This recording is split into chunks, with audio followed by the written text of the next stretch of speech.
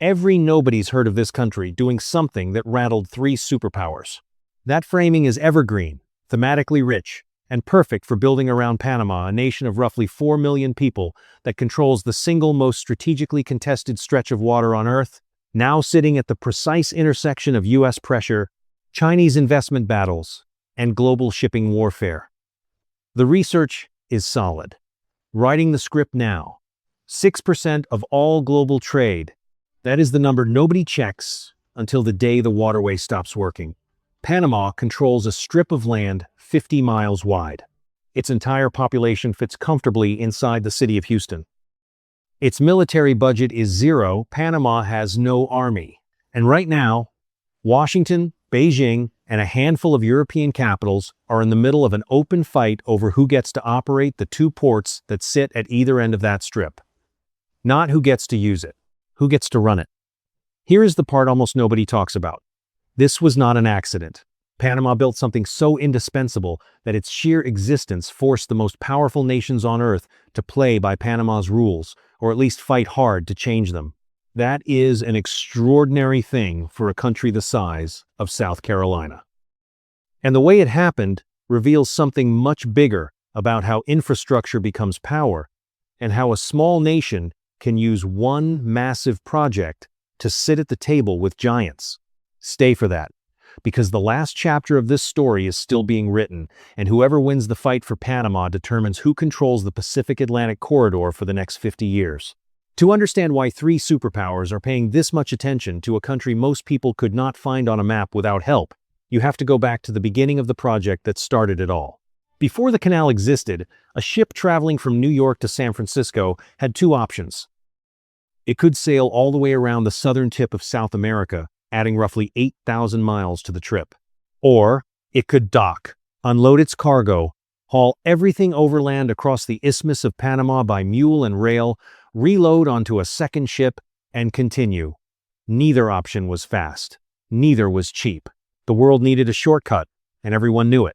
France tried to build one in the 1880s and failed catastrophically, losing thousands of workers to yellow fever and malaria before the project collapsed under debt and mismanagement. The United States picked up where France left off, beginning construction in 1904 and completing the canal a decade later. For the first 85 years of its existence, the canal was American infrastructure on Panamanian land. That changed in 1999, when the United States formally handed full operational control to the Panama Canal Authority under the Torrijos-Carter treaties. Washington considered this a clean break, with a colonial-era arrangement. What it actually set in motion was a slow-moving geopolitical scramble that is still accelerating today. Here is where it gets interesting. When Panama took over the canal, its government inherited not just an engineering marvel, but a lever. Every nation that exports goods, moves military assets, or imports raw materials across the Pacific Atlantic divide depends on those locks. And now a country with no standing army and a population of roughly 4 million people held the handle to that lever. The first signal that something had shifted came quietly. Through the early 2000s and into the 2010s, Chinese state-backed companies began moving into Panama. Not with flags and announcements, but with port contracts, investment packages, and infrastructure deals. By the time most analysts in Washington were paying close attention, C.K. Hutchison Holdings, a Hong Kong-based multinational with deep ties to China's economic orbit, was operating the two main container terminals on the canal, one on the Pacific side and one on the Atlantic. Those two ports are not decorative. Roughly 40% of all United States container traffic passes through those terminals every year. And it gets crazier. China ranks as the canal's second largest customer. The United States is the largest. So the world's two most powerful rivals were both running enormous volumes of strategic cargo through ports operated by a company attached to one of those rivals. The United States had, without fully intending to, handed the handle of a critical choke point to a country that promptly became a competitive arena between Washington and Beijing. Panama sat in the middle, collecting transit fees. In 2016, it made its position dramatically more powerful by completing one of the largest infrastructure expansions in the canal's history. The expanded locks could now handle a new generation of ships, so-called Neo-Panamax vessels, that are roughly 3 times the cargo capacity of the older Maximum. That decision was Panama's alone. No American vote, no Chinese approval. Panama simply decided to make itself more indispensable, spent billions doing it, and succeeded. Almost overnight, the canal became the primary route for liquefied natural gas from the American Gulf Coast to Asian markets, adding a new category of strategic dependence on top of everything else. But here is the twist. That expansion set the stage for a confrontation that nobody fully anticipated in 2016. When the United States began reclassifying China's global port investments as a national security concern rather than just a business matter, Panama became the most visible test case on the planet. The Panama Canal is more than a trade route. It is the clearest example of infrastructure as leverage in operation anywhere in the world right now. In the span of a few months, in late 2024 and early 2025, the confrontation came to the surface. The incoming Trump administration made the canal a stated priority from its first days in office, raising pressure on Panama directly over transit fee structures and over the presence of Chinese-linked companies in the ports. Secretary of State Marco Rubio flew to Panama in February 2025. His message was specific: reconsider the relationship with Beijing. Panama had been one of the first Latin American countries to join China's Belt and Road Initiative. Within weeks of that visit, Panama announced it would not renew the BRI memorandum. It became simultaneously the first country in Latin America to join that initiative and the first to officially exit it. The port fight escalated even further. Panama's Supreme Court voided C.K. Hutchison's license to operate the two terminal ports. Washington called it a win. Beijing called the decision, in a formal statement, logically flawed and in defiance of international norms. China's customs authorities began stepping up inspections of Panamanian imports.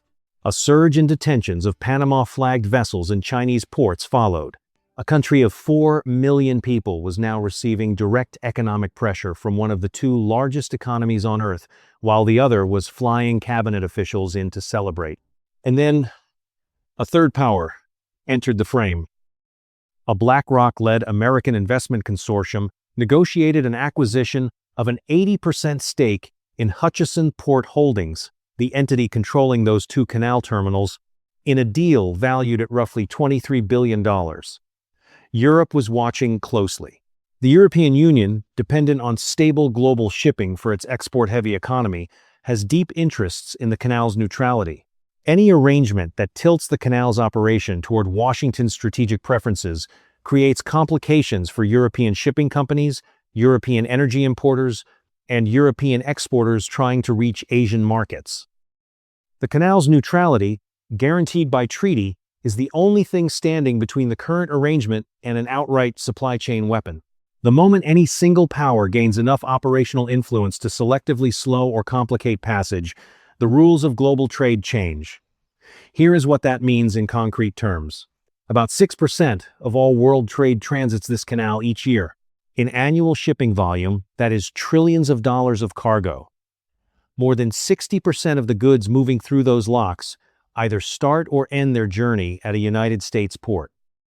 The LNG corridor alone, American natural gas loaded in Texas and Louisiana and shipped to Japan, South Korea, and other Asian buyers, depends on Panama-sized locks to exist at all. If those locks were unavailable, or if transit fees tripled, or if political conditions made passage uncertain, the knock-on effects would reach fuel prices in Tokyo, freight costs in Rotterdam, and quarterly earnings reports in Houston within weeks, not months. Weeks. Panama understood this before most analysts did. The expansion project in 2016 was not just an engineering decision, it was a strategic one. Make the canal so irreplaceable that walking away from it becomes impossible for everyone. That is leverage, built in reinforced concrete and steel, and it works regardless of which flag you fly. The irony is sharp. A country with no army, no nuclear program, and a landmass smaller than the state of South Carolina has managed to place itself at the intersection of every major power's strategic interests simultaneously. The United States needs the canal for military logistics and commercial trade. China needs it for export flows and energy imports. Europe needs it for supply chain stability. Panama needs all three of them to keep using it, which means all three of them need Panama more than Panama needs any single one of them. That is the architecture of small country leverage at its most refined. Not military, not diplomatic. Infrastructural. A project so central to how the global economy moves that its existence forces every large power to court the country that controls it, rather than simply overpower it. The fight is not over. Legal battles over the port contracts are working through multiple jurisdictions. The BlackRock acquisition remains contested.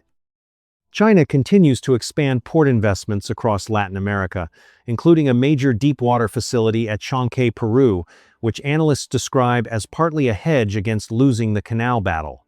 That port alone is expected to cut trans-Pacific shipping times significantly, offering Beijing an alternative corridor that bypasses the Panama chokehold entirely. If it works, the leverage equation shifts again. Watch that, because the real story here is not about one canal or one set of port contracts. It is about the discovery, playing out in real time, that infrastructure is the new front line. Not battlefields, ports. Not missiles, locks and container terminals. The nation that figured that out earliest, built it biggest, and made it hardest to replace sits in a position that no amount of military spending can fully replicate. Panama built a 50-mile ditch through the jungle a century ago. Today, it is the reason three superpowers keep lawyers and diplomats and investment bankers permanently stationed in Panama City. If you want to see what the rest of the world is building next, this is the place to be.